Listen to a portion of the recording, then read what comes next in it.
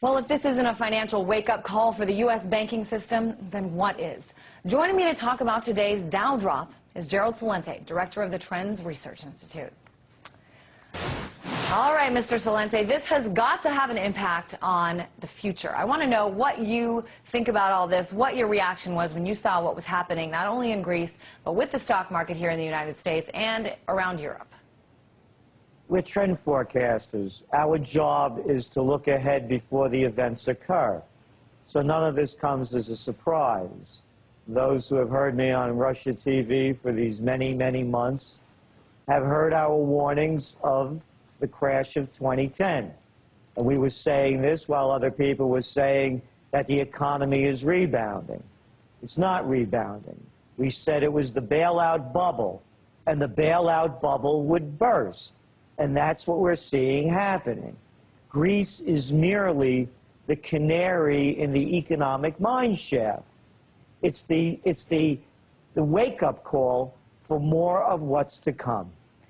But Mr. Celente, I mean, we're talking about Greece. This is a small country, and it's undeniable the impact that its debt crisis has had around the world. But this is just one day. I mean, certainly we were in the midst of an economic recovery. I mean, there's no denying that there were signs pointing in the right direction, signs that were lasting more than one day, signs that were lasting months. Isn't it possible that this is just going to be a little hiccup? You mean you're talking about those green shoots that they were promising a while ago? No, it's a cover-up. They've dumped every country around the world, the United States, the UK, all of Europe, China, India, Japan, South Korea. Name the country, they've been dumping trillions of dollars of so-called stimulus money. They've been taking in the bad assets of the banks and financiers and loaning out more money again. They built the bigger bubble. The bubble is bursting. Greece is just a symptom of what's more to come. And as you said, one of the jobs of the Trends Research Institute is to look ahead and to forecast. So talk to me about what you expect is next. I mean, if, as you say, this bubble is bursting, what's next? The crash of 2010. That's our forecast that we came out with in the Trends Journal on January 13th of this year. And we're sticking with it. We're saying that the world markets will have gone through a severe economic crash before 2011 begins. And we're going to see country after country go through this kind of turmoil. Again, this is only a cover-up. You cannot keep printing all this fake money. Look what happened to gold. Current events form future trends. Gold prices went up $34 today. People around the world are going to be bailing out of their fiat currencies and getting into the real hard currency of gold. And by the way, there are many connections that are going to happen. As you start seeing more and more countries face the turmoil of Greece, there's going to be a lot of political instability worldwide. Well, I'm wondering, I mean, you talk a little bit about gold. I mean, what, if you had to give somebody advice about what to do, somebody that really wanted to make the right move, living here in the United States, about their money, what would you say? Well, number one, I think you have to be out of your mind to invest in the stock market. It's a rigged game. Look what happened today when the stocks dropped 700 points in 15 minutes. You know how many people got blown out of the market? And what are they attributed to? Dark pools, high-frequency trading, insider trading. I think you have to take no risk at all. When you take risk, you gamble.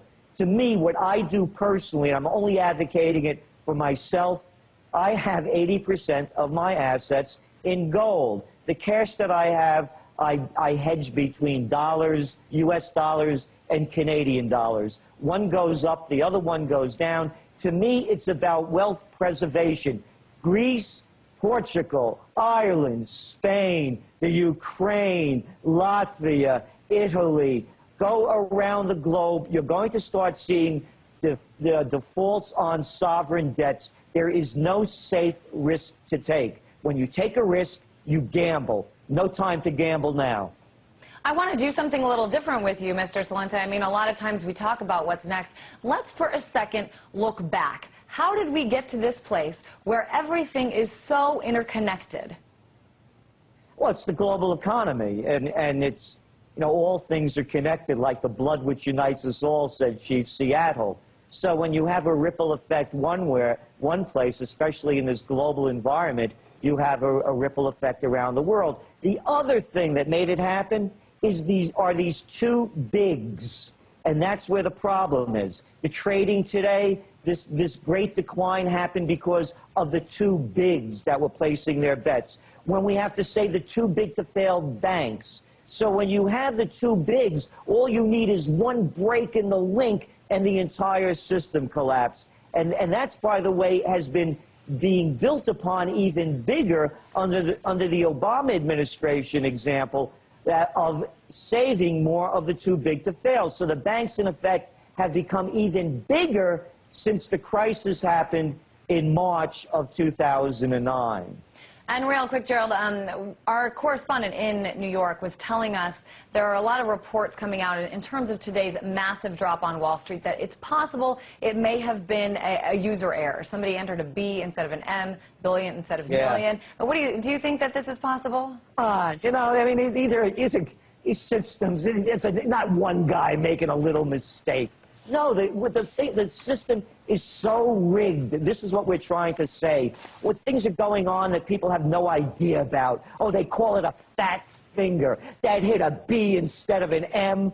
Come on, you know, let's grow up about this. It's bigger than that. The systems are collapsing. And anybody believes that if anyone's in control that's going to save the day, they're going to go down with the ship of state. All right, good advice for anyone listening. As always, Gerald Celente, Director of Trends Research Institute.